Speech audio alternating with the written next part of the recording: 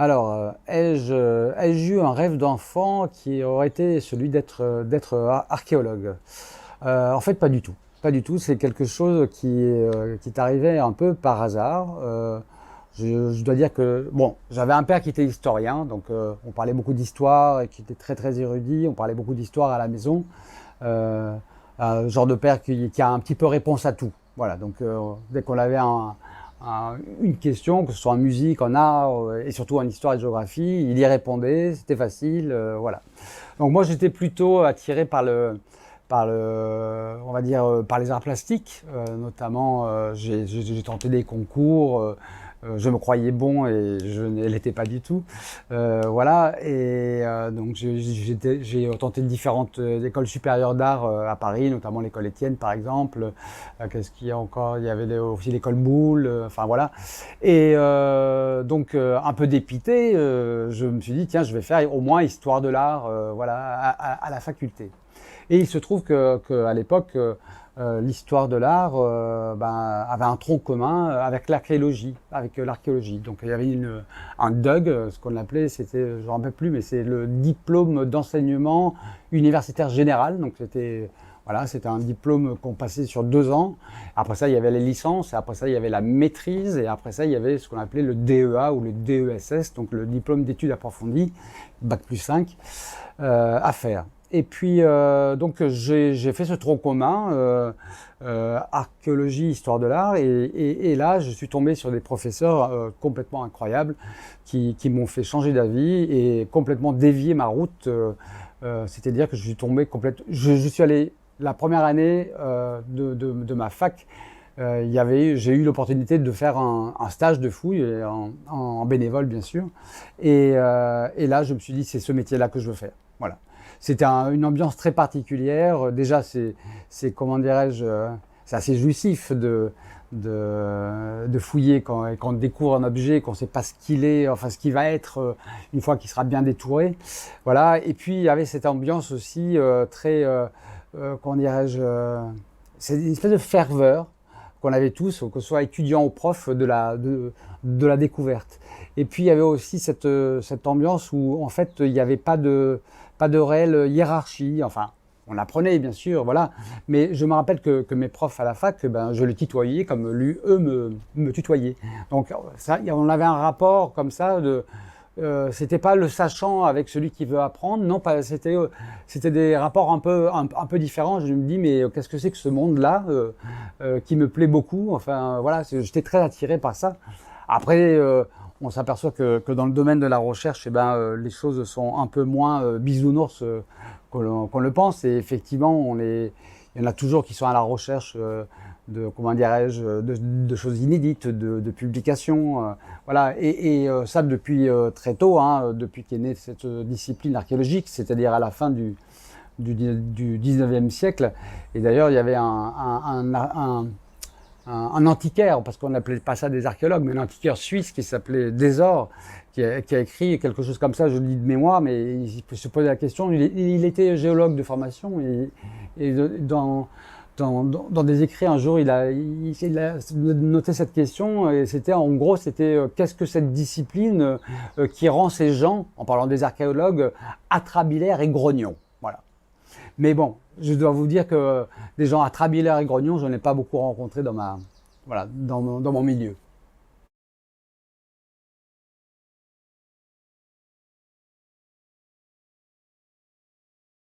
Alors la DAC en Martinique a plusieurs missions, on va dire. On va dire en gros, elle a 2 missions. Elle a une mission qu'on va dire qui est patrimoniale, qui relève de l'architecture et puis de l'archéologie.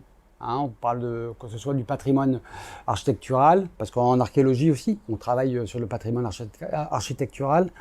Et puis il y a un autre versant, c'est ce qu'on appelle la culture, en général, ça peut être les spectacles vivants, aussi bien donc le théâtre, que le cirque, que la danse, que les spectacles de rue. Il peut y avoir aussi il y a le cinéma, il y a le livre, il y a maintenant ce qu'on appelle le patrimoine immatériel, c'est-à-dire de recueil de contes, de pratiques on va dire, artisanales.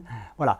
Donc la DAC a ces deux côtés. Donc un côté, on va dire, un peu plus vivant que l'autre, puisque l'autre s'occupe du patrimoine, de quelque chose qui est complètement, enfin, qui a été, enfin, et qui est encore, voilà. Tandis que le côté culture, on va essayer de faire vivre un territoire, voilà, de lui donner effectivement à connaître, à lui donner des savoirs à travers un certain nombre d'activités.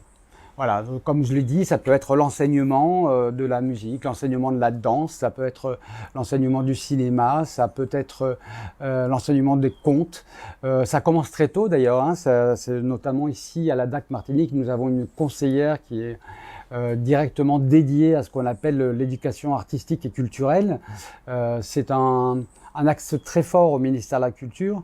On est vraiment dans cette tradition d'André Malraux, hein, quand il a créé ce ministère de la culture, c'est-à-dire de la culture pour tous. Et cette culture pour tous, qui doit vraiment percoler partout dans les territoires et dans toutes les classes sociales, cette culture pour tous, elle commence à l'école d'abord. Et donc cette éducation artistique et culturelle, afin de gommer toutes les inégalités, doit commencer justement dans les petites écoles, dès la maternelle, afin de justement donner ce goût du savoir et des belles choses aux enfants pour que plus tard ils deviennent des artistes, enfin pas peut-être des artistes, mais je voulais dire plutôt des adultes accomplis, des adultes qui savent, qui portent un regard critique sur le monde. Voilà, plus on a de connaissances, bien sûr, et plus on est fort vis-à-vis du monde extérieur. On a plus cette capacité réflexive et de jugement.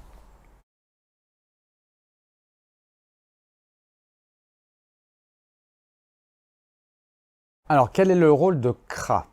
CRA, d'abord, il faut décomposer un peu cet acronyme. CRA veut dire Conservateur régional de l'archéologie. Donc ici en Martinique, dans la mesure où on n'est plus une région, on n'est pas un département, on est une collectivité unique, on va dire le terme de CRA n'a plus vraiment lieu d'être ou alors d'exister. On ne parlerait plus de CA. Voilà, je suis un CA peut-être, ou un SA. Voilà, un conservateur de l'archéologie ici donc à la Martinique. Donc c'est un territoire très particulier puisque voilà, donc les compétences de la région et du département ont été fusionnées. Et donc mon rôle ici, c'est donc de piloter un service qu'on appelle le service régional de l'archéologie, qu'on va appeler donc un SA, un service archéologique, puisque on n'est plus régional. Ça pourrait être un STA, un service territorial de l'archéologie, mais en général, on réserve ça, l'appellation territoriale est plus réservée à des services à compétences justement de collectivités territoriales. Donc voilà, donc je suis donc conservateur régional de l'archéologie, conservateur de l'archéologie ici à la Martinique, et ma fonction est justement de conserver ce patrimoine archéologique, qu'il soit enfoui ou même bâti. C'est-à-dire qu'on peut lire, par exemple, dans des ruines, on peut lire comme une stratigraphie. Hein, une stratigraphie, ce sont des couches qui vont s'empiler sous le sol. Eh bien, imaginez-vous qu'un bâtiment, c'est un peu la même chose. Une ruine, on peut voir l'histoire d'un monument, savoir s'il y a des ouvertures qui ont été faites, d'autres qui ont été rebouchées, si des murs ont été ajoutés, s'ils sont chaînés ou pas chaînés. On peut savoir, par exemple, si justement toute une maison a été complètement remembrée ou pas remembrée. Donc ça, c'est le côté archéologie du bâti. Après ça, il y a l'archéologie du sous-sol, effectivement, ce que tout un chacun ne voit pas, mais qui est camouflé par les terres, et notamment ce qu'on appelle les terres arables. Hein. Ce sont les terres qu'on va cultiver, où on va planter notre potager, où les agriculteurs vont planter des bananes, ou alors de la canne à sucre. Et dessous, il y a des sites qui sont masqués. Alors, ce sont en général des vestiges relativement fugaces quand il ne s'agit pas de fondation de murs. Donc là, on est plus à l'époque coloniale. Ce sont des vestiges plus fugaces parce qu'il faut s'imaginer que, par exemple, à la période amérindienne, quand il fallait construire un carré, ben, on creusait d'abord dans la terre arable, dans la terre dans laquelle on pouvait aussi cultiver. Et donc, quand un trou de poteau est fiché dans cette terre et que ce trou de poteau transperce justement cette terre et va dans les niveaux les plus profonds, le poteau à un moment donné va se décomposer et puis la terre arabe va s'engouffrer petit à petit dans cet espace vide que va créer la putréfaction du bois. Et cet espace vide, quand on enlève la terre arable, va être rempli d'une tache noire. Voilà, donc en fait, nous, on voit des choses que le commun des mortels ne verrait pas parce qu'on est habitué, c'est notre formation. C'est-à-dire on décape la terre donc, qui est régulièrement travaillée et dessous, on s'aperçoit qu'il y a des vestiges.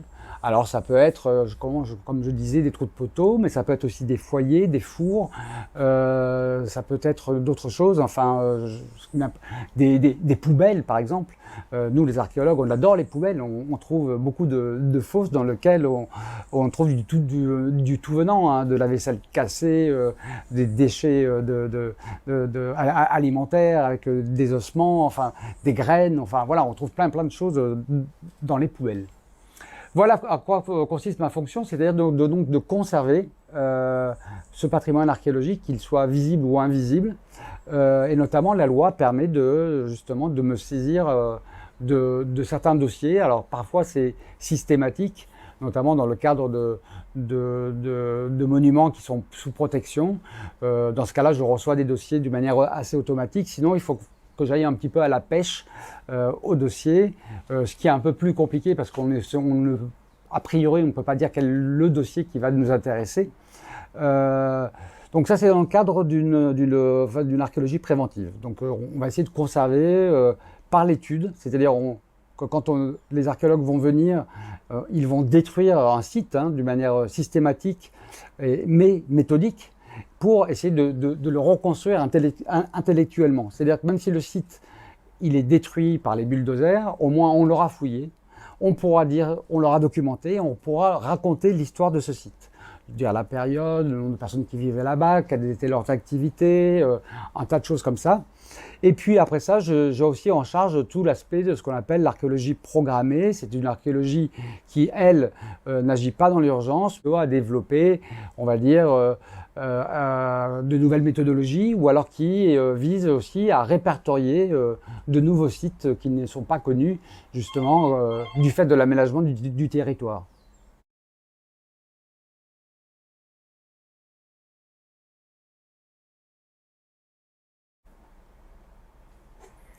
Alors la question, la Martinique est-elle un terreau archéologique? Ma question, elle sera, comment dirais-je, directe, pas du tout ambiguë. Oui, tout à fait. C'est une terre vraiment qui a des ressources archéologiques, je dirais pas infinies, mais sans doute très très importantes.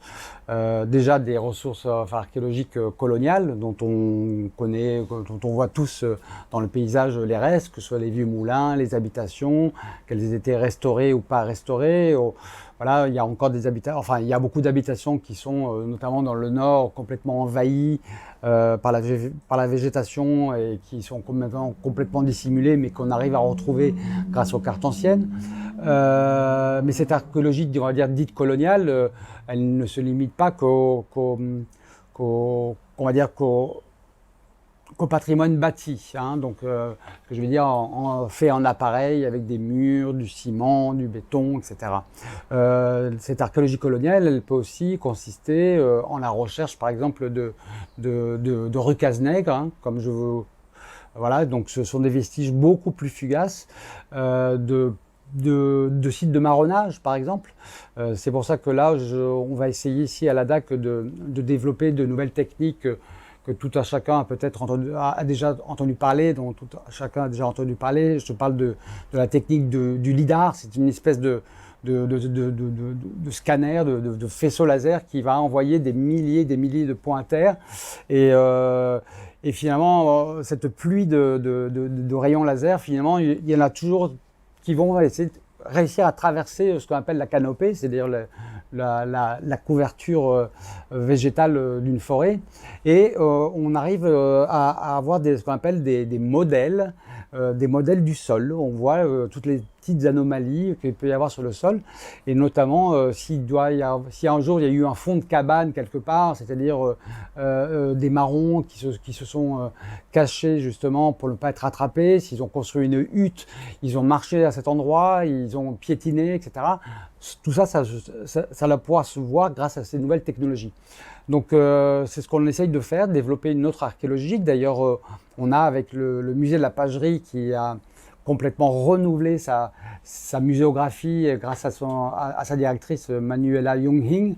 On est sur un programme au long cours, c'est-à-dire d'une part essayer de retrouver la rue Cazenègre, enfin une des rues Cazenègre, la fouiller et après ça en refaire une reconstitution. C'est-à-dire que les touristes ne viendront pas visiter l'ancienne habitation où a vécu l'impératrice de France, mais viendront visiter une habitation où on leur parlera des personnes qui ont effectivement fait vivre cette habitation, qui l'ont fait fonctionner, et notamment toute la population servile. Et là, il y a tout un récit à construire à partir des vestiges archéologiques qui eux, ne mentent pas. Hein. Autant des textes peuvent mentir, des cartes peuvent être plus ou moins précises, autant la matière, hein, c'est-à-dire ce que l'on retrouve nous, c'est, on va dire, du brut. C'est quelque chose qui s'impose quelque part à nous et à notre réflexion. Alors, je ne dis pas qu'on comprend toujours tout, mais on peut toujours émettre des hypothèses qui parfois sont réfutées 10 ans après, ou alors pas réfutées, mais au contraire confirmées. Mais au moins, voilà, on a cette chance de pouvoir travailler. On fait une quête de police en fait quand on fouille, quand on fait des fouilles archéologiques.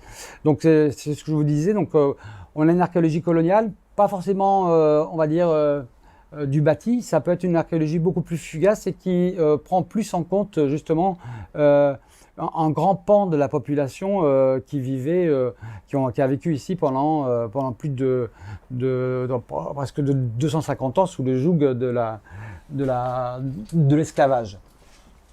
Et puis après ça, il y a ce qu'on appelle la préhistoire pour nous. Donc préhistoire, pourquoi? Parce que on a affaire à des peuplements, enfin, avec des gens dont tout le monde a entendu parler, donc les Indiens Caraïbes et avant eux les Indiens Arawak, hein, qui viennent du Venezuela et qui sont remontés comme ça en naviguant à vue d'île en île. Voilà. Et donc on a la chance ici en Martinique d'avoir un site tout à fait exceptionnel. On parle de Saint-Pierre ici, donc qui a été complètement recouvert par une éruption volcanique. On parle aussi de Pompéi, bien sûr, ça tout le monde connaît.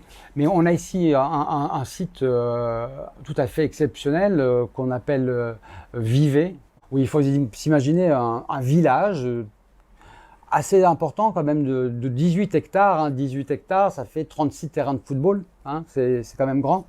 Et il y a eu une explosion volcanique, sans doute une éruption, et les Indiens de l'époque, ils se sont enfuis. Mais ils se sont enfuis à l'instant même où le danger est survenu. C'est-à-dire qu'en fait, ils ont quitté leur village, laissant des fours en train de chauffer des marmites, en laissant leurs outils sur place. Voilà, on a un instantané de la vie d'un village amérindien ici en Martinique. C'est tout à fait exceptionnel. C'est très très rare d'avoir des sites comme ça.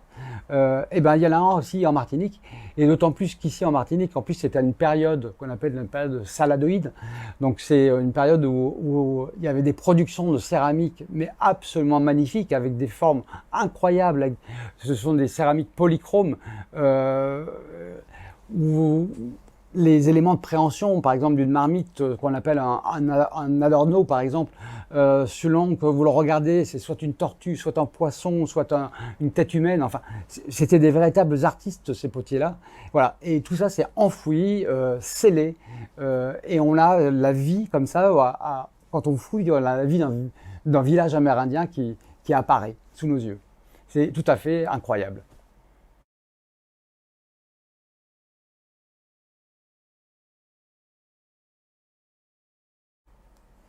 Alors, que reste-t-il à découvrir en Martinique? Eh ben, moi, je dirais tout, hein. Je veux dire qu'on a, comme je l'ai dit, l'archéologie préventive a commencé il y a une vingtaine d'années ici.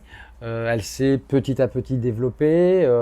Elle n'est pas encore au niveau national, on va dire. C'est pas le territoire où effectivement où elle est le plus développée. Mais bon, on y travaille ici à la DAC, on y travaille fortement et aussi avec les différentes équipes de l'INRAP et j'espère aussi avec la collectivité territoriale de la Martinique. Et d'ailleurs, à ce titre-là, je dirais que j'ai fait un rêve. Hein, j'ai fait un rêve. Un jour, j'ai rêvé que la CTM se dotait d'un service archéologique voilà, qui pourrait travailler justement de concert avec l'ADAC pour effectivement mener conjointement une politique patrimoniale, archéologique et décider ou pas des grandes orientations à donner justement à l'archéologie martiniquaise. Alors, que reste-t-il à voir encore? Ben, plein de choses. On sait par exemple qu'il y a beaucoup de sites du fait de l'érosion littorale, la montée des eaux, mais pas tant ça, mais surtout avec des phénomènes climatiques de plus en plus importants et notamment des phénomènes de houle, que les plages sont de plus en plus érodées. Là encore, il y a 6 mois, j'étais alerté par la gendarmerie. Je suis allé récupérer des ossements humains au Vauclin, à la Pointe Folla, où on a très probablement un cimetière. Alors, est-ce qu'on a un cimetière amérindien? Est-ce qu'on a un cimetière colonial, et notamment d'esclaves? Peut-être. Donc là encore, il va falloir qu'on mène des sondages archéologiques pour aller voir si effectivement on a un site menacé. Mais on a quasiment toutes les plages, par exemple, qui ont un débouché enfin, où une rivière débouche. Quasiment toutes ces plages-là sont occupées à la période amérindienne. Pourquoi? Parce que ils ont les ressources halieutiques. Quand je dis halieutique, c'est un bien grand mot, ça veut dire en fait c'est les ressources de la mer. Et puis ils ont aussi les ressources en eau douce, puisque la rivière charrie de l'eau douce et ça nous permet de se laver, de cuire ses aliments, voilà. Et puis surtout de boire, voilà, ce qui est important pour un être humain qui fait quand même à quasiment 80% d'eau. Voilà, donc on a ces sites amérindiens très importants, et puis il y a tout cette aussi archéologie coloniale, comme je le disais précédemment, tous ces sites qu'on ne connaît pas de marronnage ou des petits sites forestiers, et puis toutes ces habitations aussi qui sont en ruine, surtout dans le nord, et qui va falloir un jour documenter, voilà. Donc il reste encore beaucoup à faire.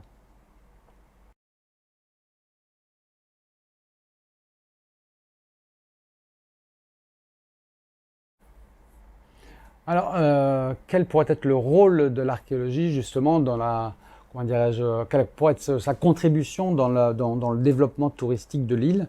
Alors, je dois dire que j'ai eu la chance d'être invité à un comité qui est piloté par l'Espace Sud ici en Martinique, qui s'appelle, en fait, c'est un programme européen qui s'appelle les Routes Bleues, hein, qui consiste un petit peu à écarter les touristes des chemins un petit peu conventionnels, c'est-à-dire les plages, et de les faire rentrer un peu dans les terres, et puis de faire un slow tourisme, un tourisme lent, où on va apprendre, où on va un peu plus s'imprégner qu'on appelle de l'histoire et de la vie de la Martinique et des Martiniquaises. Et donc l'archéologie là a beaucoup à apporter, puisque au cours de ce montage d'opérations qu'on appelle les routes bleues, j'ai été amené à rencontrer des restaurateurs, des hôteliers qui me demandent: mais monsieur Guy, faites-nous des fiches, faites-nous des notes, racontez-nous ce que les touristes qui viendront nous voir pourront, enfin, qu'est-ce qu'on pourra leur raconter comme histoire ancienne. Et voilà, donc je pense que l'archéologie de ce côté-là, donc je parle du côté visible, bien sûr. Il y a un côté visible de l'archéologie qui est celui de l'archéologie coloniale, mais il y a aussi le côté amérindien, notamment à Vivey-au-Lorrain, ce site fantastique dont j'ai parlé tout à l'heure, qui va être doté d'un musée de sites. Donc, qui va raconter l'histoire des Amérindiens. C'est quelque chose d'assez unique ici, dans les Caraïbes, et qui sera normalement un atout très fort d'un point de vue touristique, puisqu'on pourra aussi voir les archéologues mener des fouilles vraiment en direct. Voilà, il y aura des fouilles programmées en continu qui permettront aussi aux touristes de voir comment ce site exceptionnel est petit à petit découvert et comment il nous renseigne sur l'histoire des Indiens d'Amérique.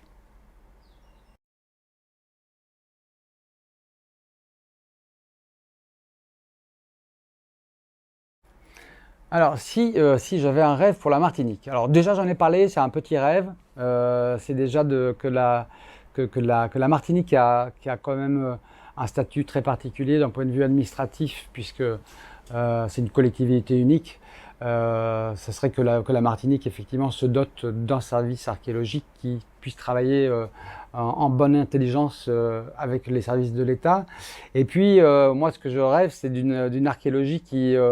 je crois que vous avez interviewé, il y a peu, vous avez interviewé un certain de Rênal, qui parlait d'un ouvrage qui s'appelait Ubuntu, donc qui faisait référence à Nelson Mandela, mais je dirais que moi, si j'avais un rêve pour l'archéologie, c'est qu'elle contribue à cette nation arc-en-ciel, en ce sens que s'il y a eu effectivement un passé colonial, il y a eu aussi un passé amérindien, et que je mettrais peut-être pas ma tête, mais presque à couper que chacun des Martiniquais qui vivent aujourd'hui sur l'île ont un peu de gène amérindien, caribéen. Donc ça veut dire que en fait, si j'avais un rêve, en fait, c'est de donner un peu de profondeur justement et d'identité, ancrer cette identité caribéenne encore plus loin dans le temps pour les Martiniquais, qu'ils soient fiers d'être Martiniquais parce qu'ils sont là depuis très très longtemps. Voilà.